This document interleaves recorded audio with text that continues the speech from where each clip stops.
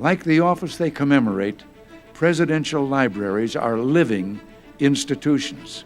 Certainly it is my hope that the Reagan Library will become a dynamic intellectual forum where scholars interpret the past and policymakers debate the future. Welcome to the Ronald Reagan Presidential Foundation and Institute's virtual event series. To fulfill President Reagan's mission of making the Reagan Library a dynamic intellectual forum, our Center for Public Affairs programming offers lectures and forums presenting perspectives on important public policy issues of the day. Each year, we bring you 20 to 30 events from politicians, authors, members of the media, business and military leaders, and more. Since the March 2020 closure of many businesses across our great country, the Reagan Foundation is now bringing its events online to ensure that we are still delivering world-class content, even if you can't get to our hilltop to watch it in person. In this week's Center for Public Affairs virtual event, we bring you a conversation with the Washington Post's national politics columnist, Karen Tumulty, who is joining us in conversation for her brand new book, The Triumph of Nancy Reagan. In addition to working at the Washington Post, Karen Tumulty has worked at Time Magazine and the Los Angeles Times, and is the recipient of many awards, including the Toner Prize for Excellence in Political Reporting. Asked 4 years ago by Simon & Schuster to write this biography, the book is finally being published tomorrow on April 13, 2021. Kirkus Reviews calls The Triumph of Nancy Reagan a luminous and exhaustive biography, which chronicles the private life and political influence of Nancy Reagan. The book draws on interviews with Reagan cabinet members, friends, and family members, and shares how she became one of the most influential First Ladies of the century. We now invite you to enjoy our virtual program with Karen Tumulty, joined in conversation by Reagan Foundation and Institute Board of Trustees, Cathy Busch. Good afternoon. I'm so pleased to welcome you today for this very special sneak peek at a much anticipated biography on former First Lady Nancy Reagan. The book, The Triumph of Nancy Reagan, written by veteran Washington Post columnist Karen Tumulty, will be officially released tomorrow. And Karen has graciously agreed to make the Reagan Library one of her first stops on the book tour. After devouring the book myself, I think readers will agree that it's a well-researched, balanced, and insightful look into the life of one of the 20th century's most fascinating and consequential figures. In the interest of full disclosure, I thought I'd mention that I was privileged to work for the Reagans as a young woman, first in the White House and then in Los Angeles, after the Reagans left Washington. There, I was part of their small staff and their vibrant post-presidential life, ultimately serving as their spokesperson and press secretary. It was an incredible adventure and one of the great gifts of my life. The journey over those 6 years opened my eyes to the world, to the importance of decency, kindness, character, and leadership. I also saw the private side of the Reagans during unguarded moments where I witnessed firsthand their boundless devotion to one another. I was not one of Karen's sources for the book, so I read it with tremendous interest, just like all of you will. I thought I knew just about all there was to know about Nancy Reagan, and Karen's book proved me wrong. Karen spoke to hundreds of individuals over the course of 4 years, drawing on archives, letters, Nancy's own memoirs, President Reagan's diaries, White House records, and much more. Karen, welcome to the Ronald Reagan Presidential Library and this webinar series that has become so popular, especially during this year of difficult separation. I really wish we could have been together at the Presidential Library, overlooking the majestic mountains of Simi Valley, or perched in front of that colorful section of the Berlin Wall. That section symbolizes freedom over communism that President Reagan envisioned, and as we learn in your book, that Nancy Reagan had a diplomatic hand in too. Instead, we are relying on technology today to take us back in time and bring us together to better understand Nancy Davis Reagan, the daughter, the actress, the partner, the mother, first lady, and then caregiver. Before we launch into the meat of the book and tackle so many topics, can you share a bit about what inspired you to take this on? How did you go about it, and why did you start the book with the Soviet Union? Well, first of all, Cathy, thank you so much for having me. And I too look forward to when we can be sitting out there on that beautiful patio at the Reagan Library, where I spent so many wonderful hours, mostly defrosting from the frigidity of the research room at the library. I started. It was actually, this book was not my idea. It was Simon and Schuster, my publishers, and specifically, it was my editor on the book, Priscilla Payton, who is one of my dearest friends, was my editor at Time magazine. And so she came to me in late summer, early fall of 2016, just a few months after Mrs. Reagan died, and said, we'd love to have a big biography of her. And there was just something about this idea. I remember the day of her funeral, I was driving around doing errands and listening to it on C-SPAN radio while I was driving and thinking, there are so many layers to this very complex woman. And so there was just something about the project that really struck me as interesting. And especially since I came to Washington in the 1980s, and my knowledge of Nancy Reagan was pretty much everybody else's. I mean, it tended to run between one of two caricatures. I mean, either she was this, vapid, acquisitive socialite, or she was the, scheming power behind the throne. But really listening to some of the tributes to her at the funeral, and also watching the last decade of the president's life and then her life beyond that, you begin to get a sense of the real depth of this relationship. And I originally thought, this was going to be a book about a woman and a marriage. It would be a love story. But as I got deeper and deeper into the research, I realized it was so much more. It was really a whole new perspective on Reagan's presidency, on his political rise, and I think ultimately a new perspective on an entire era of our history. So why did I come in with the story that George Shultz told me about the Soviet Union? I was really looking for something that would signal to the reader that this was not your typical First Lady biography. And this story that George Shultz told me about Nancy Reagan summoning him over, supposedly impromptu, to the White House in the middle of a blizzard to have dinner, just the four of them, two couples upstairs in the White House, sounded like a social invitation. George Shultz was pretty new in his tenure. He'd only been Secretary of State for 7 months. So he didn't really know the Reagans all that well. And he had just gotten back from a long trip overseas that had included a stop in China. And as the dinner progresses, the Reagans, both of them, start peppering him with questions about the Chinese leaders, and do they have a bottom line, and do they have a sense of humor, and what makes them tick?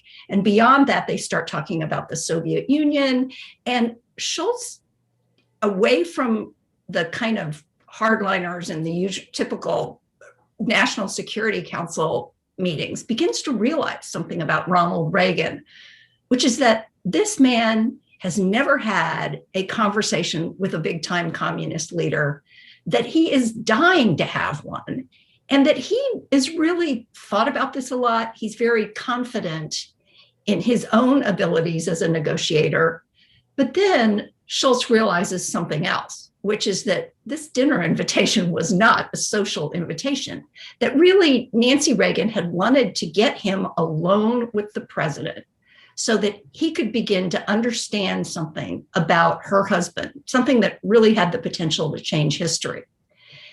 And he also realizes something else in that moment, which is that he, George Shultz, has found an incredibly valuable ally in this First Lady, who is the only person in the world to whom Ronald Reagan is truly, truly close, and who understands her husband like nobody else does.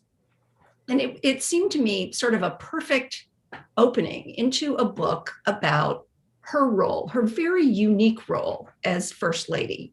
She was somebody who didn't set foot in the West Wing all that often, but everybody there knew when she was displeased about something, and people who weren't in her favor tended not to last very long in the Reagan White House, because she essentially saw herself as there to watch her husband's back, that he was someone who really didn't have much of an appetite for sort of interpersonal conflict or these internecine battles, and that really she had, I think, a sharper sense of people.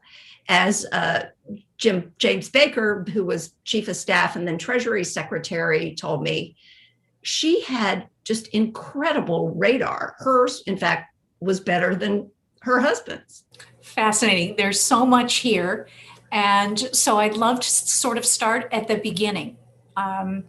You took an incredibly deep dive into Nancy Davis's childhood, the instability of her home life, her larger than life mother, Edith, who was largely absent during critical years, her father, who had no role in her life, and the stepfather, Dr. Loyal Davis, who ultimately gave her the stability and the love she craved. Tell us about the young Nancy Davis. Well, you're right. She was the product of a bad match between a very ambitious actress and a car salesman who would very shortly after her birth go their separate ways.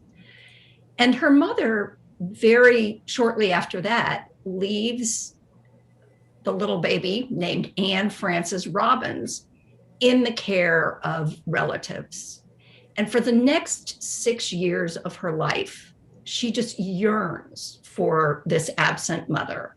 And as her son Ron told me, as other people pointed out to me, it sort of casts a shadow on her spirit, a sort of insecurity that never really leaves her. It's one of the reasons she was so complex. She believed that no matter how successful they were, that there was always sort of a trap door in life. You know, at any minute, the bottom could all fall out. And certainly that is underscored 2 months after they get to the White House, where she almost loses her husband to an assassin's bullet. But, you know, she wasn't somebody who really shared a lot about herself. She was not one. Her own children didn't really know all that much about her childhood, or really the insecurity, the instability, the lingering effects, the scar tissue it really left her with. And she also would bristle if somebody suggested that her mother had actually abandoned her. But I did find, if you don't mind, I found one speech that she gave in 1986 at Boys Town, the famous orphanage near Omaha, founded by Father Flanagan. They were honoring her that day for her drug advocacy. But she says to these 400 children who come from, you know, foster care, broken homes, she says something really remarkable in this speech. And it was a moment of vulnerability and openness and candor that really struck me. And what she says is, the reason I'm here today is not because of the award, but because of you.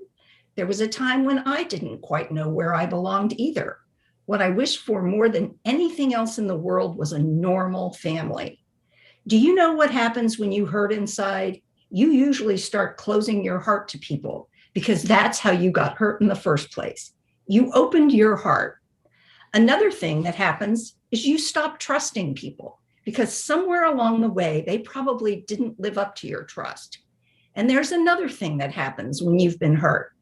You start to think, well, you're not worth much. You think to yourself, well, how can I be worth anything if someone would treat me in this terrible way?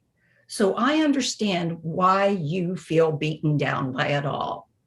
And I think when you look at that, and when you look at the instability of Ronald Reagan's childhood as the son of an alcoholic who took the family from one uncertain situation into another, you really realize, what is the basis for this incredible love story, this incredible bond between the Reagans.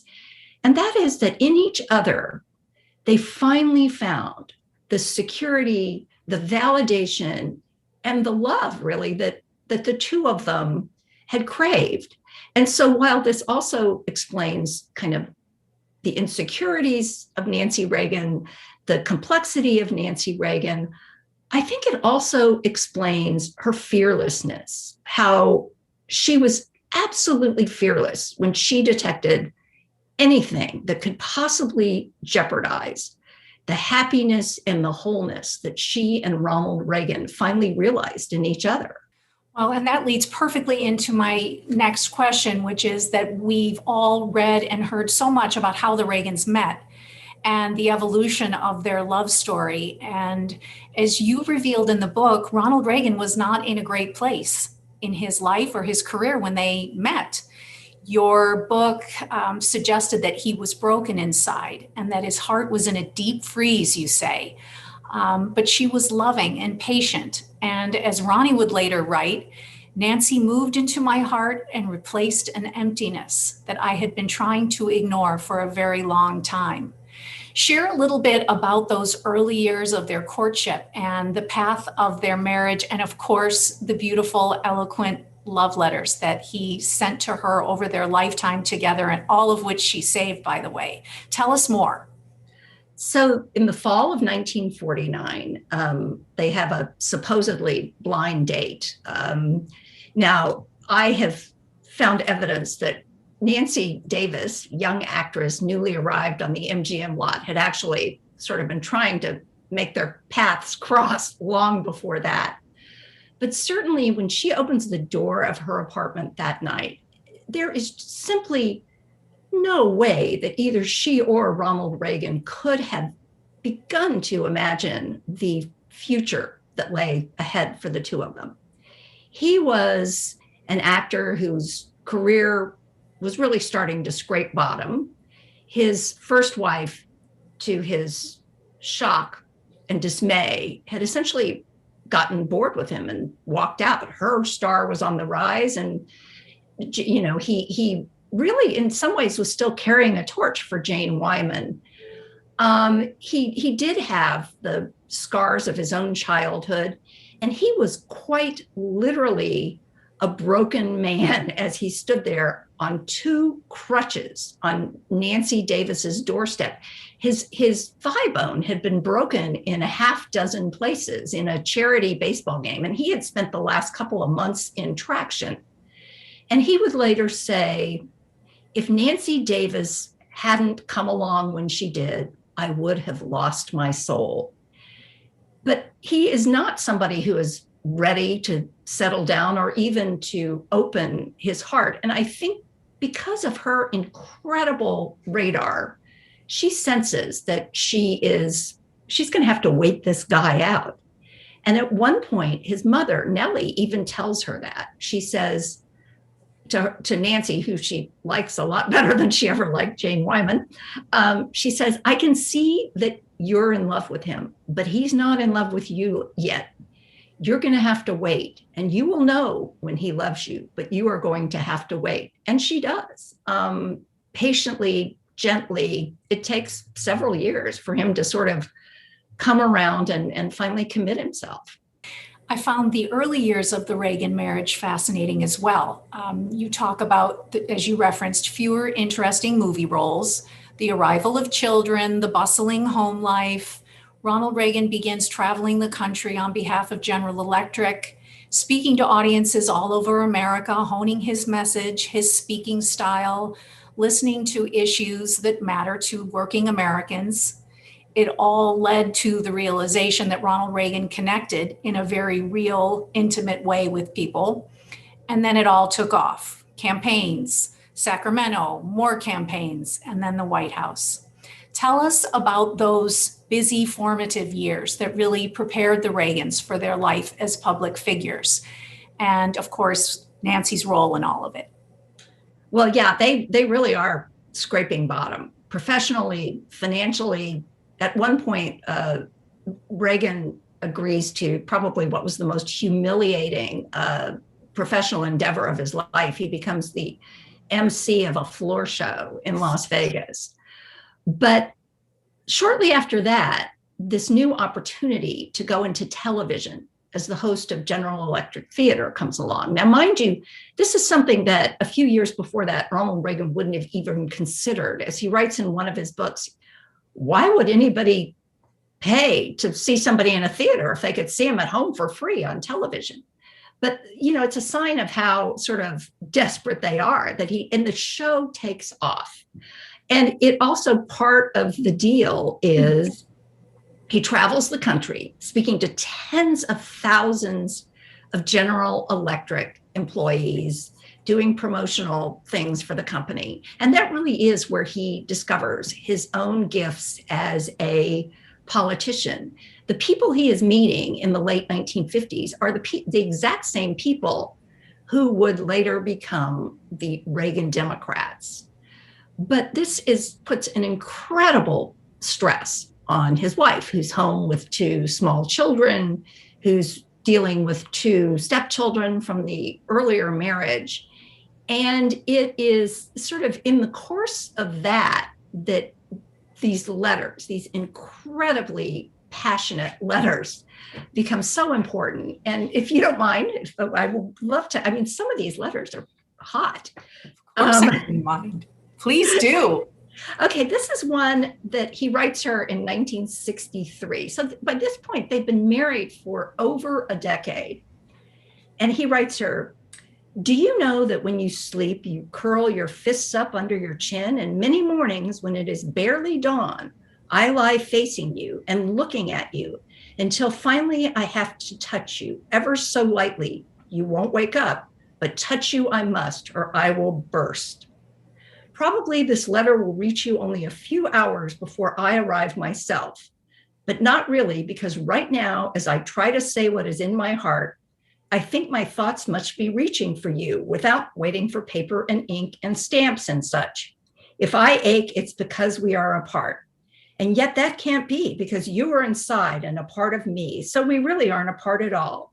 Yet I ache because I wouldn't be without the ache, because that would mean being without you, and that I can't be because I love you. Anyway, there are just dozens and dozens and dozens of these incredibly passionate letters. There are telegrams.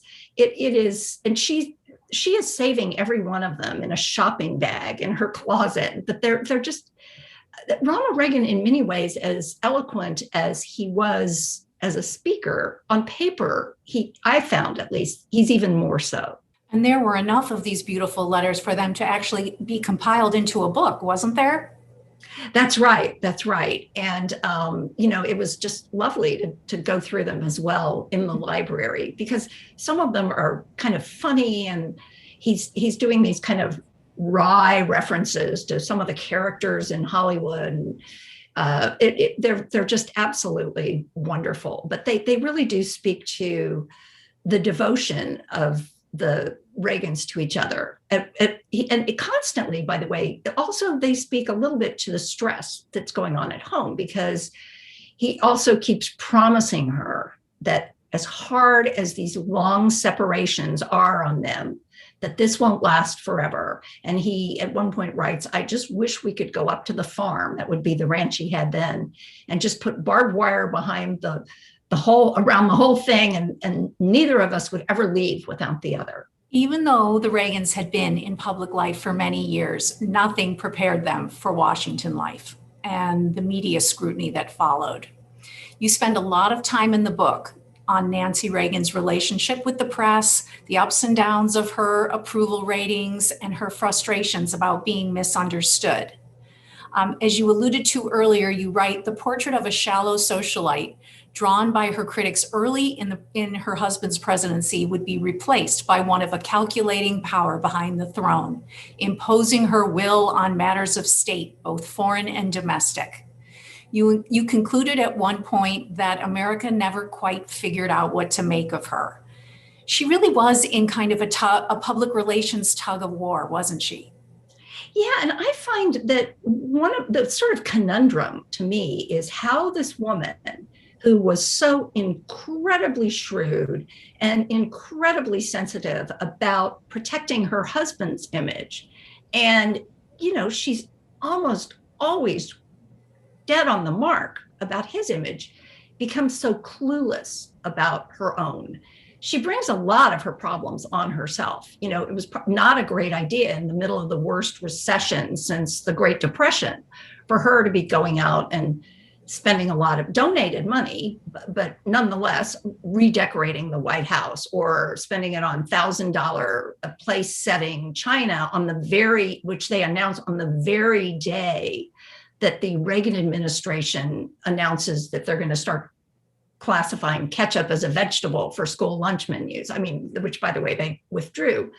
So you see it takes her a while to understand, number one, how she's bringing all of this upon herself, but also number two, that this is a problem she better fix, because at some point she will become a threat to her husband's success. But I think it is also very important, and I tried as many times as I could to sort of set her against the context of her times. She is a proudly traditional wife. At least that was the public image. If you see how shrewd she is on understanding her own power, I'd say the public image was perhaps she was not as traditional as you might think.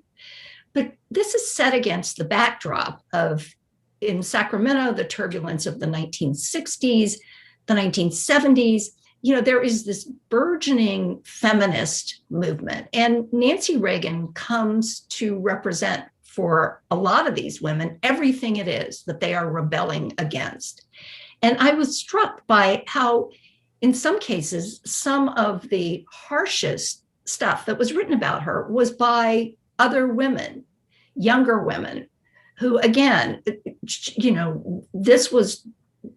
was the mid-century housewife that they were trying to shake. Now, it is really interesting because the Iran-Contra chapter, I think, in many ways, is the heart of the book. Nancy Reagan runs the rescue effort out of the White House as her husband's presidency is, potentially going to be overturned by this scandal.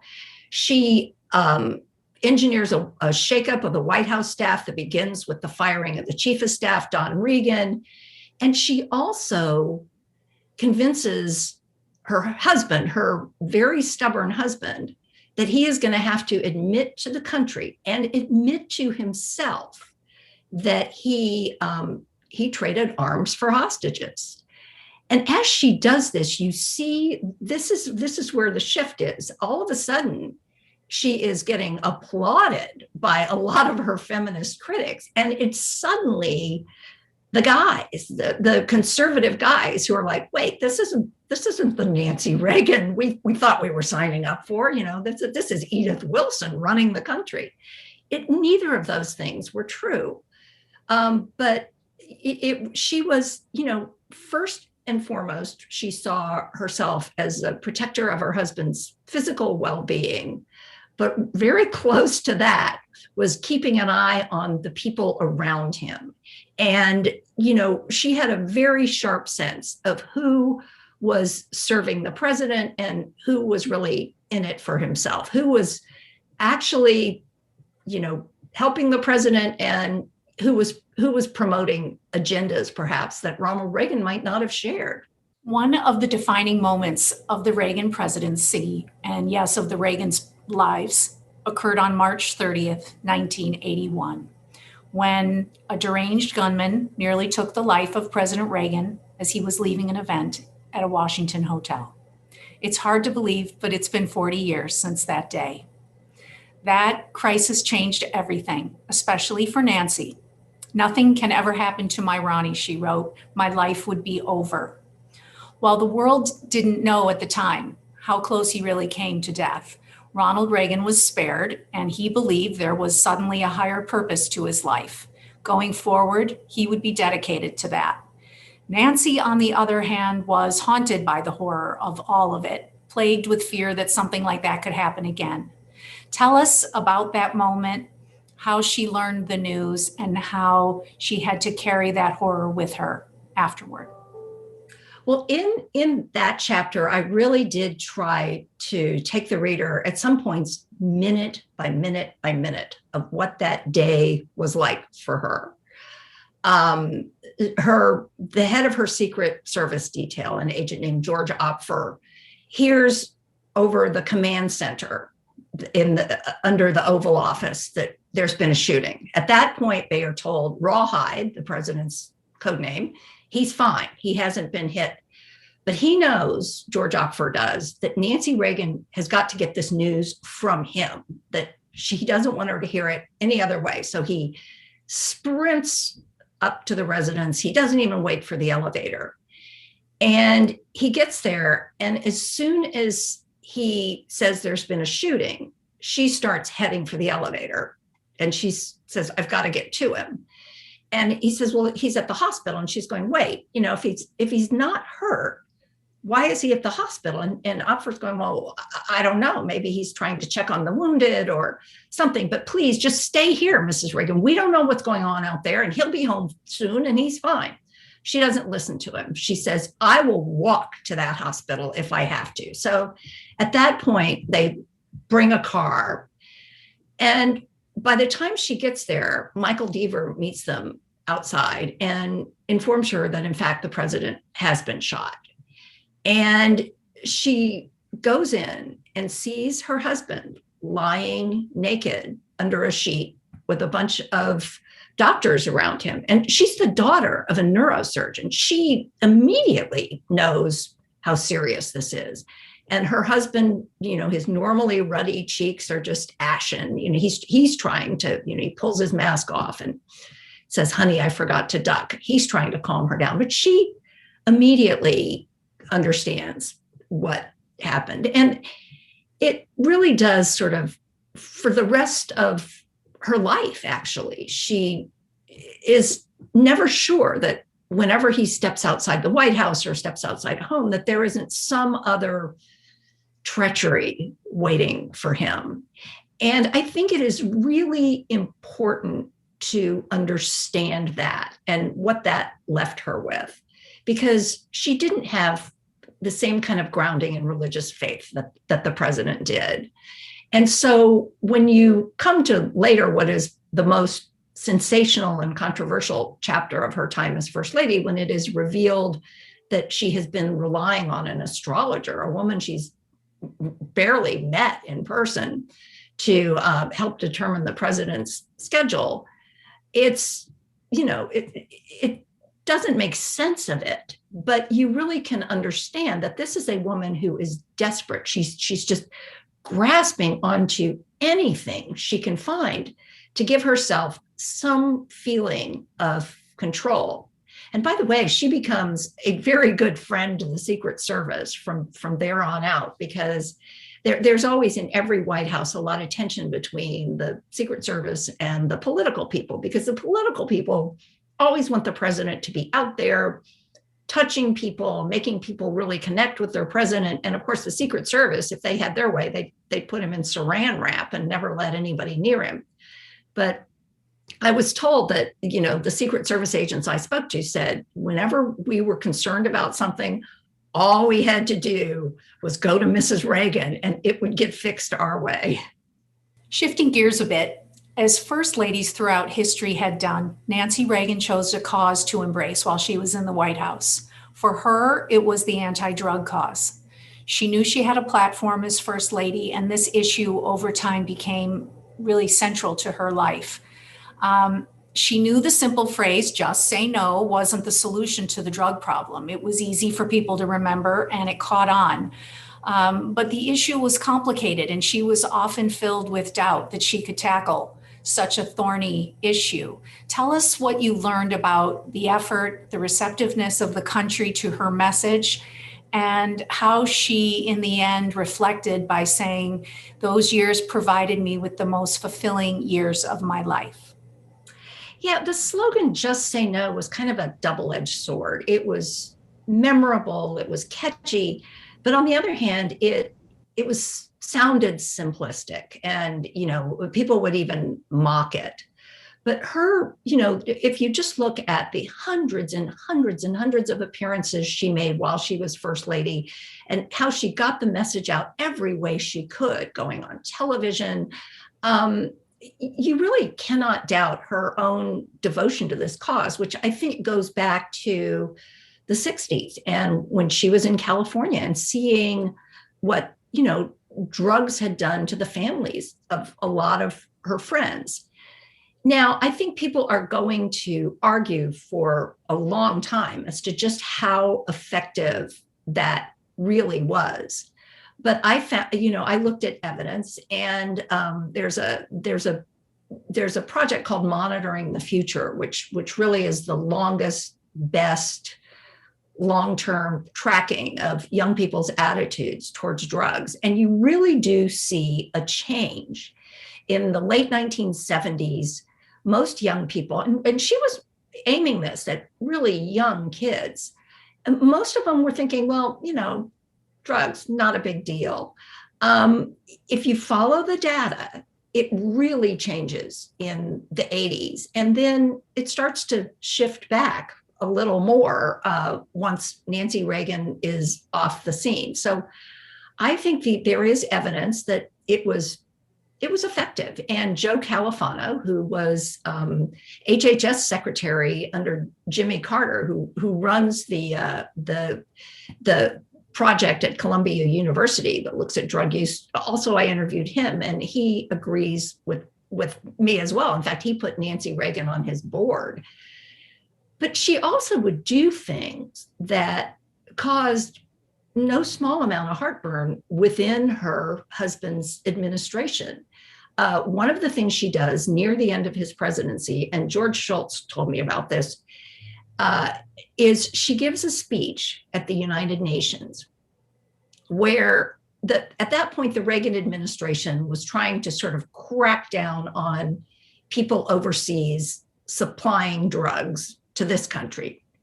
And Nancy Reagan gets up there against the wishes of many in the drug bureaucracy of her own husband's administration and says, wait a minute, that's only part of it. If we're going to be cracking down on the campesino and his coca field in South America, we're also going to have to be looking at the investment banker who goes out on his lunch hour and scores a little cocaine. The demand side in our country also has to be dealt with. And Shultz told me that afterward, a lot of people from other countries came up and just thanked her for really delivering a message that, some people, even in her own husband's administration, didn't want to hear, that part of the blame here is the demand, and also that it's not just a law enforcement issue, that we really do need to change social attitudes toward drug use. You've mentioned a bit on this as well when you talk about George Shultz, but I'd love to just go back to the Cold War for one more minute before we move on. Of all the things that Nancy wanted to see her husband achieve as president, ending the Cold War really stood above all the others. And you write, improving US-Soviet relations became Nancy's special cause. Ronald Reagan, as we all know, despised everything about communism, and he was poised to do business with a new kind of leader in Gorbachev. You've spoken about the role of George Shultz, but could you touch a little bit on how both men, Ronald Reagan and Mikhail Gorbachev, were the right men for the moment, and how Nancy Reagan really worked behind the scenes to pave the way for peace? Well, first of all, I don't think it was any great geostrategic sense on her part that she felt so deeply about this. There were a number of things.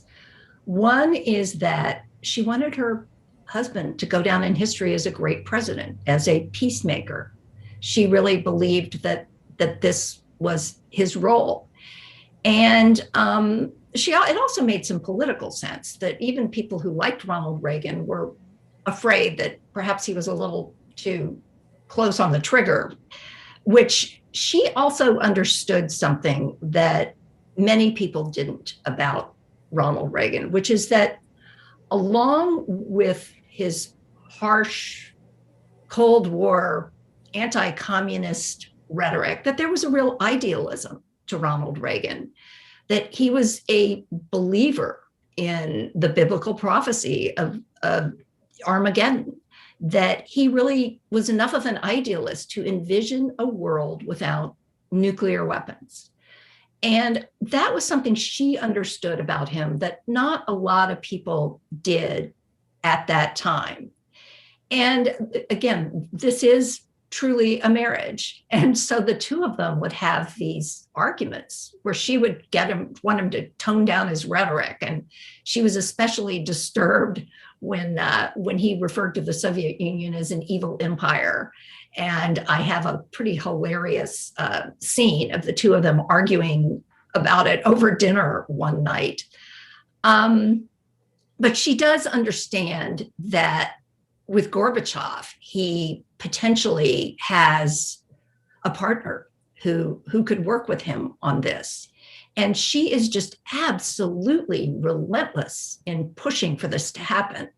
And over, by the way, the reservations of a lot of the sort of hawkish hardliners in her husband's own administration, as Caspar Weinberger said in one of the oral histories I read, she really was a lot more willing to trust the Soviets than a lot of us were, because she had a lot of faith in her husband's abilities as a negotiator. After President Reagan wrote his letter to the American people revealing his diagnosis with Alzheimer's, you talk about Nancy embarking on the final chapter of their love story. And you write, even her harshest critics would acknowledge the grace and determination she would show when her devotion was put to its greatest test. In seeing Nancy's strength, the nation would gain a new appreciation of her character. Never again would anyone doubt the adoring gaze that she had fixed on her Ronnie for all those years was anything but genuine. She would become one of the most admired women in the country. I think a lot of us watched the way she cared for him as sort of the ultimate expression of their marriage vows and their devotion. And I remember how fiercely protective she was of him in those final years. Share a little bit more about that chapter and how difficult it was for her. Well, it is the cruelest disease you can imagine. The Reagans, both of them, had assumed, he leaves office closing in on 80, but really vigorous, fit. He's the only living president to complete 2 terms in office and leave office with high approval ratings. I mean, it really does look like their golden years are going to be warm and wonderful and reminiscing on all the things that they have done together.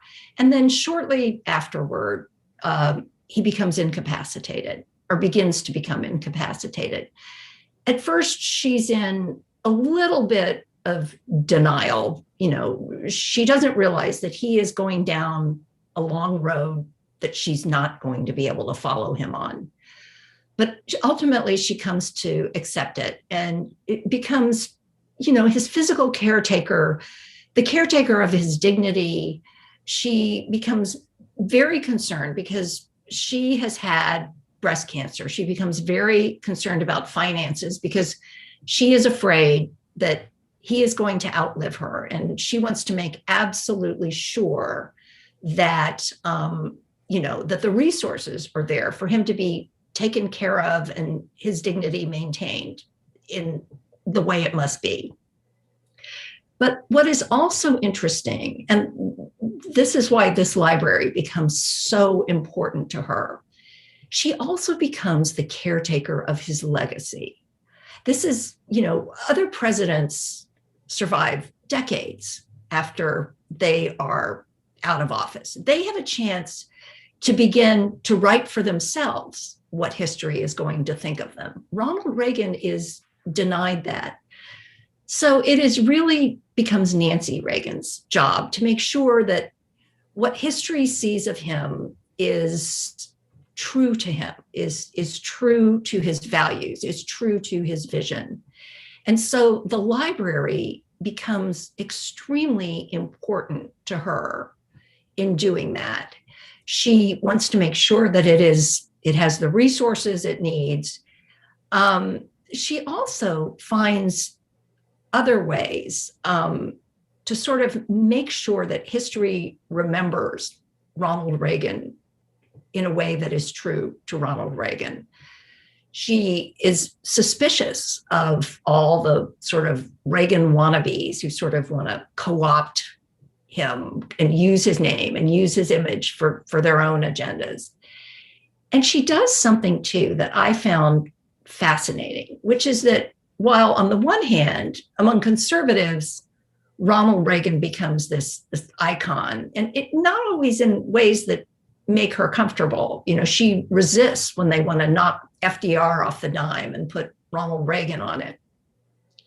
But she also knows that there is still this perception of him among liberals, liberal scholars, liberal historians, his opponents, that he was, that he was just an actor. He was reading lines that other people wrote for him.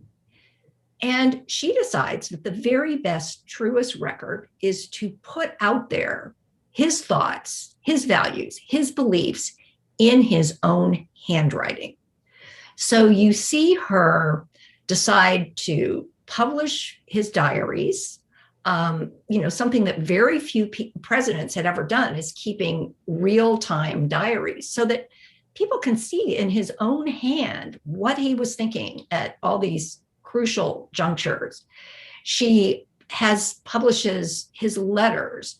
At one point, all of the speeches that he was writing as he was getting ready to run for president. And you can see in Ronald Reagan's own hand that these were his thoughts and his values, and were very true to him. And again, I think that this library is not just, she didn't want it to be a monument just to the past. She really wanted it to also point the way to the future, which is why you see it has become a site for so many important events. It's where George W. Bush comes to lay out his vision on foreign policy. You see, I can't even count how many Republican presidential debates have been held at the library, and the kinds of programs that it still puts on, even with this frustrating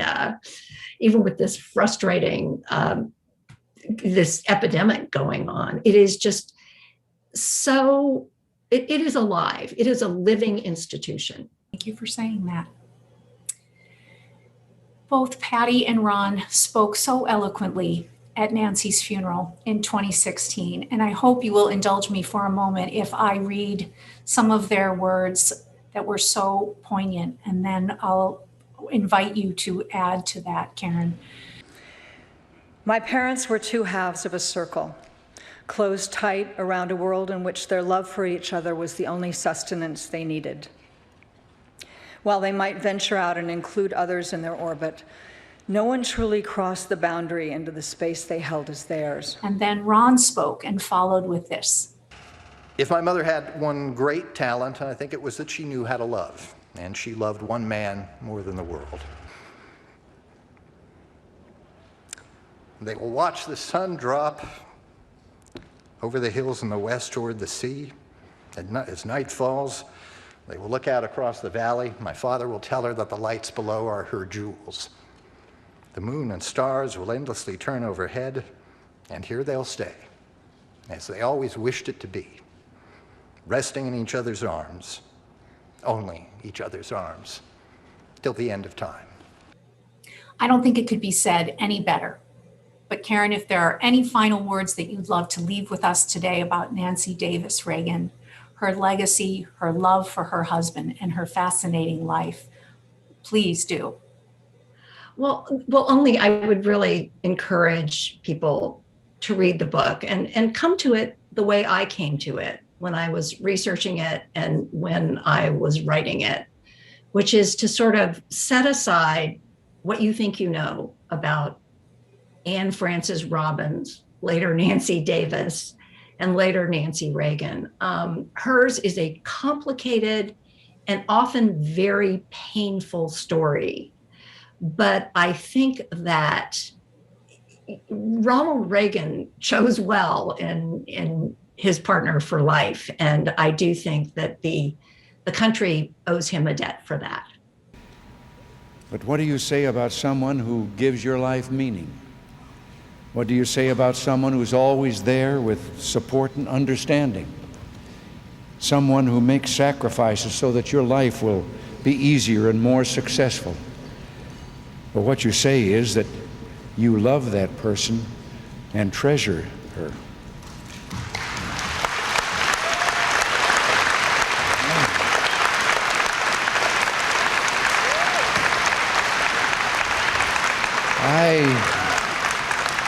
I simply can't imagine the last 8 years without Nancy. The presidency wouldn't have been the joy it's been for me without her there beside me. And that second floor living quarters in the White House would have seemed a big and lonely spot without her waiting for me every day at the end of the day. You know, she once said that a president has all kinds of advisors and experts who look after his interest when it comes to foreign policy or the economy or whatever, but no one who looks after his needs as a human being. Well, Nancy has done that for me through recuperations and crises. Every president should be so lucky. I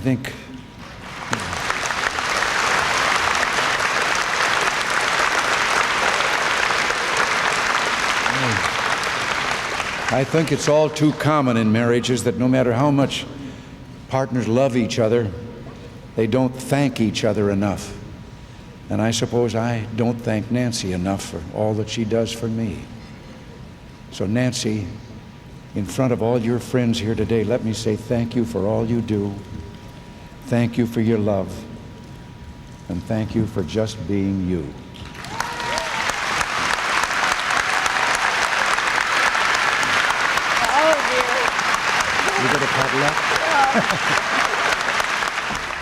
The book is The Triumph of Nancy Reagan, out tomorrow, on sale everywhere, from author Karen Tumulty and Simon & Schuster.